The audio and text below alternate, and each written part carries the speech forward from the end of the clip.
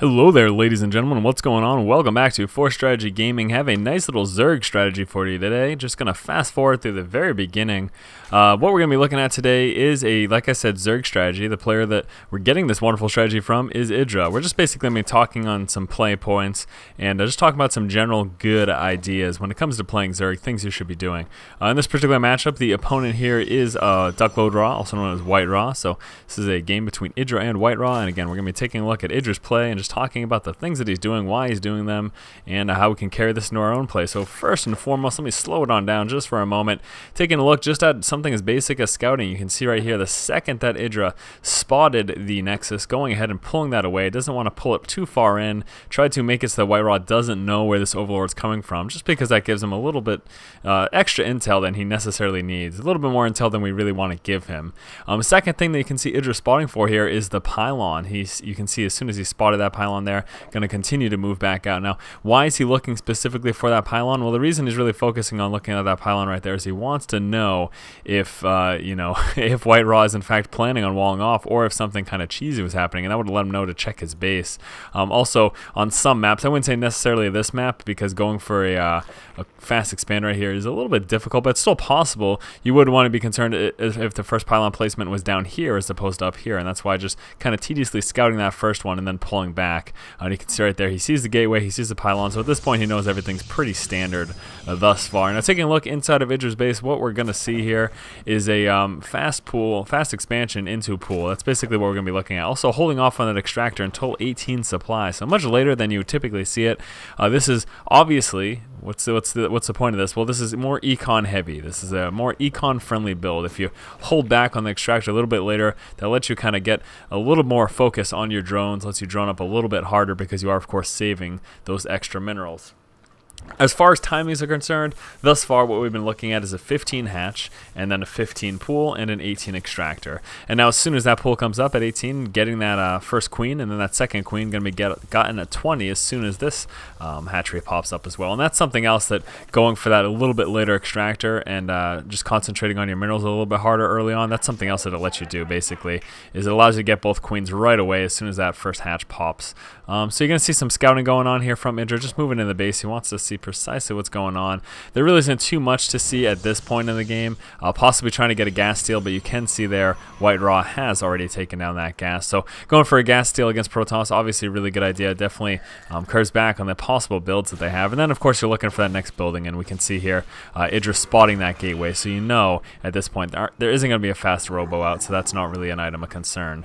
Now something else to take note of, you can see right now Idra coming out with just a few Zerglings. You can see he's got 6 on the board, and I would actually say that's even a little bit more than you typically see. Typically you're going to see about 4, so getting that extra egg there of Zerglings just for a little bit more aggression, a little bit more defense against early pushes. We can see right now Stalker moving out, so getting those extra Zerglings is going to allow you to fend that off.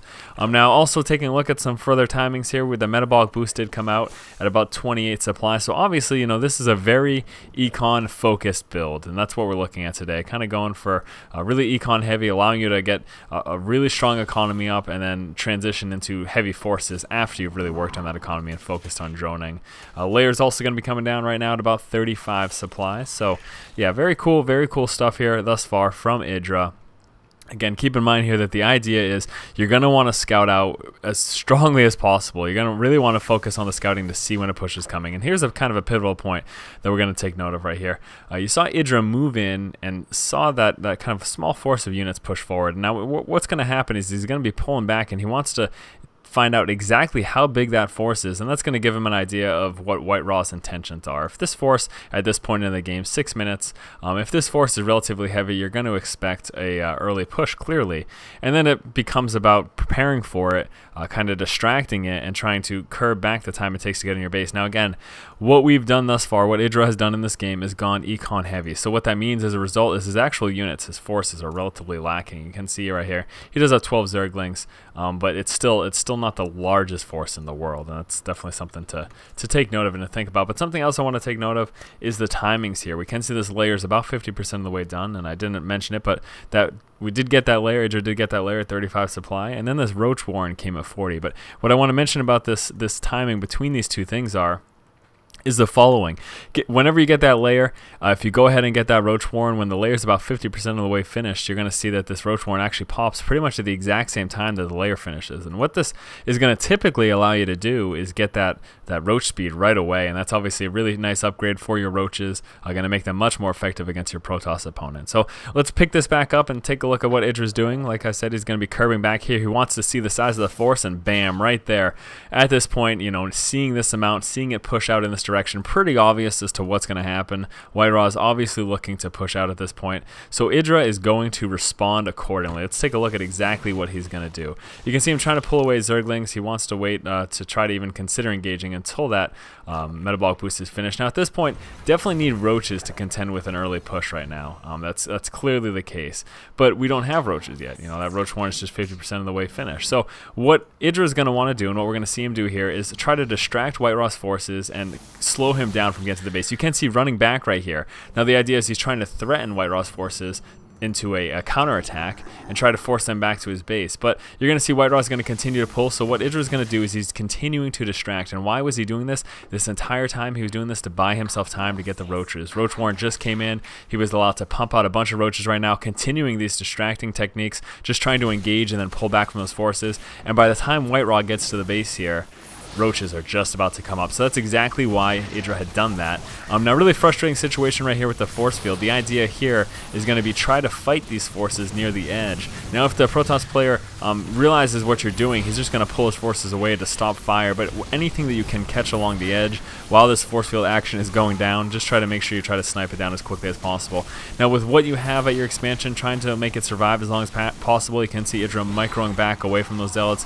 We're going to see him here as well engage with the drones. Not much you can do until this force field dissipates. None of those reinforcements from up high are going to be able to really help you. But I think it's really important to note all those distracting techniques and how big of a difference that it played. Now, I know I mentioned earlier the timing between the layer and the roach warren and the fact that it's going to allow you to be able to get that speed right away. Now, obviously, you can see here Idra still hasn't gotten that speed, and it's pretty obvious as to why, and I just want to talk about that for a moment. Also going to go back to take a look at those distracting techniques, because I just want to show you exactly how that played out. But in terms of the roach speed and why Idra didn't get it right away, it's because that big push was coming. Essentially what would have happened, I don't know how far back I'm gonna have to go. This is really crappy for an on the spot strategy video to have to be curving back like this. Anyways, so the point is that the reason that Idra didn't get that right away was because he had to defend against the push, right? That's a pretty obvious statement. But the fact still remains that the timing was for the purpose of getting that speed right away as soon as that layer finished. Now we're going to take a look again at those distracting techniques. So you can see that layer isn't finished yet. I mean, I'm sorry, that roach warren isn't finished yet. You can see that right up here. So here come the forces, and Idra, knowing that this push coming right now would really hurt, he first tried to pull them back by threatening an attack, but then what he's going to do is he's going to try to engage them, because he needs to buy time. That roach warren just finished right now. He needs to buy time for these roaches to come out. So he's going to pull forward. He's not obviously going to attack that. He realizes those Zerglings will not kill his forces, but just threatening to attack to pull them back just like that. Those 5-10 seconds where those units are pulling back to try to engage your Zerglings as you micro away, that buys just enough time for these roaches to finish. So excellent play there by Idra, something you may consider incorporating into your own games. And like I talked about, trying to fight on the edge here with those roaches. So again, here's that moment as well. Roach warren finished. You can see he still hasn't gotten the speed upgrade. Resources nice and low, Vespian nice and low. The only reason that speed upgrade didn't come down, it's important to realize, is simply because Idra had to pump out these roaches just to defend against this push. So we're going to pick it back up because we've already seen this. We already know what's going on. So this was a great job by Idra in defending. Even though he went for a really, really heavy early game econ, he was able to defend that push by kind of luring and baiting back the forces of White Raw, slowing and delaying that push that White Raw was trying to do, and then allowing him to get those roaches up just in time to be able to defend himself. So we're going to see him at this point go for basically a counterattack. It's always a good idea, if you're pushed out against and you defend, to at least counterattack to test the waters. For all you know, maybe his macro slipped and he doesn't have anything back at home to defend. And the other thing that's really important to check for is expansions. You can see right now that he is safely defended, going to be going ahead and getting that roach speed, so that is upgrading right now. But he's going to test the waters. He wants to see precisely what's going on over here for White Raw. So moving on down with those Zerglings, and look at that, seeing that expansion.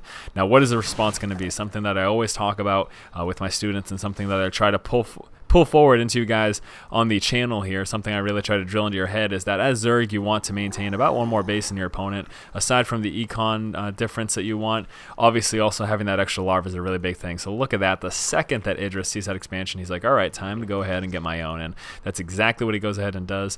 At this point, again, continuing to work on that Econ. We see 6 drones coming out. Also going to be getting out these additional extractors because at this point, once he starts to get on 2 to 3 bases, he's going to be able to pump out a lot of units. So definitely want that extra Vespian to be able to support that heavy Roach army.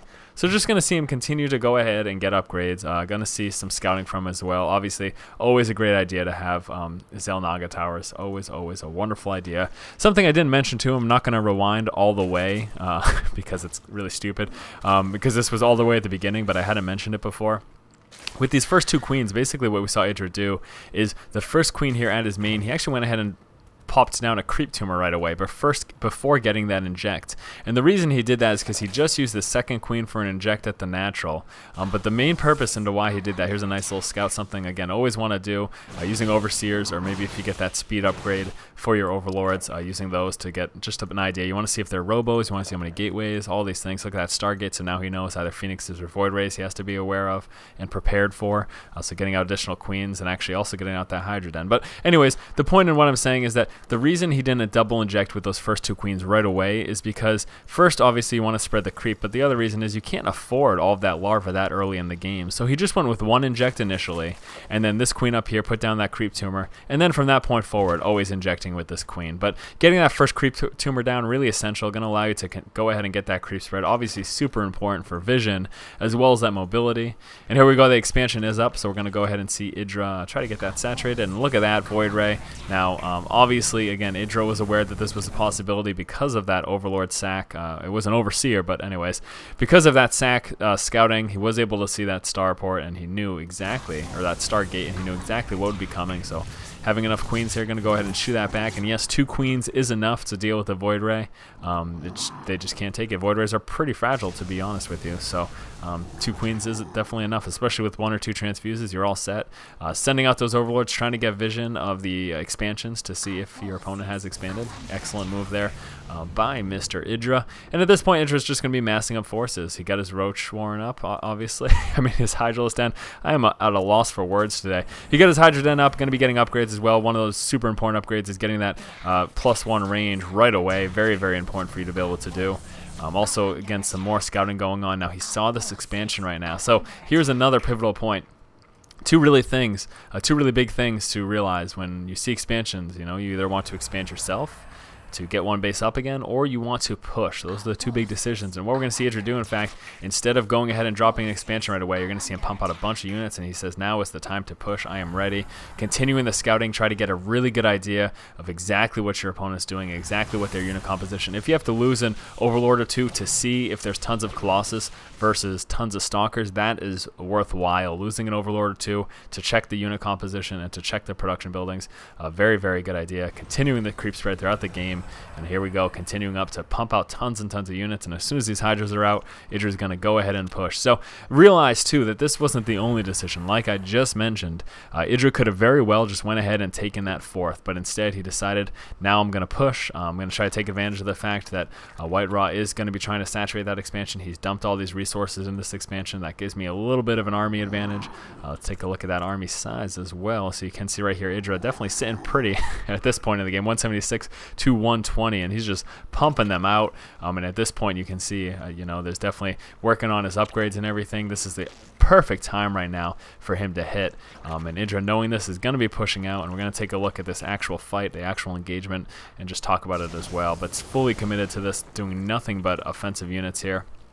Now, something else we want to talk about, especially against things like Colossus, when Colossus on the board, it's important not to clump up. It's important to get as much of a concave as possible. Look at this, Idra trying to spread out his units as much as possible. He has the larger concave, and this puts him in the much, much better position. Moving forward as well, trying to get really close with those roaches just in case he spots any Colossus. He wants to be close enough to be able to pull forward and snipe them. Something else to realize, too, is that Idra also waited until that ground carapace level 1 upgrade was finished before he pushed forward. That obviously made his units much, much more robust robust against anything that Whiterot could have thrown at him, and that obviously helps. It helps certainly against Colossus as well. So anyways, let's just go ahead and do a little recap here of what we saw from Idra in this game. Opening up with that very Econ heavy build, 15 hatch, 15 pool, 18 extractor. Very, very mineral heavy early game, allowing you to pump out lots of drones, also allowing you to get those double queens right away, one out of that main and one out of that natural as soon as that pops up. And then beyond that point, the metabolic boost came at 28 supply, 35 supply was that layer, and 40 supply was that roach warren. And again, like I had mentioned prior, getting that roach warren when this layer is about 50% of the way done, it's going to allow you to, that roach warren is going to pop basically at the same time that that layer finishes, and that's going to allow you to get that roach speed. And Idra would have typically done that, but in this game, he was forced to spend his Vespian on those roaches to defend that early push. We saw a good job by him of using those speedlings to try to pull back and hold that push from Whiterot back a little bit longer. And he could have, he tried to engage. We saw him try to engage in the middle and lure back the forces of Whiterot. The other thing he could have done is just tried to go for a straight up counterattack. Now, that may have not been effective simply because Whiterot could have force field, so that's probably the biggest reason as to why you saw him try to lure and bait the forces of Whiterot, and it worked very well. Again, anytime Whiterot's forces pulled back for even just a few seconds, it bought Idra just enough time to get those roaches out. So great play there. Hopefully this strategy video has helped you. It wasn't so much a step-by-step, simply because it's, that's not really what this game is. I try to give you guys some generic build orders, but I also try to talk about the reasons behind the things that are done. So anyways, guys, if you enjoy the content, make sure you subscribe to the channel. As always, this has been Force from Force Strategy Gaming, and keep watching and keep owning.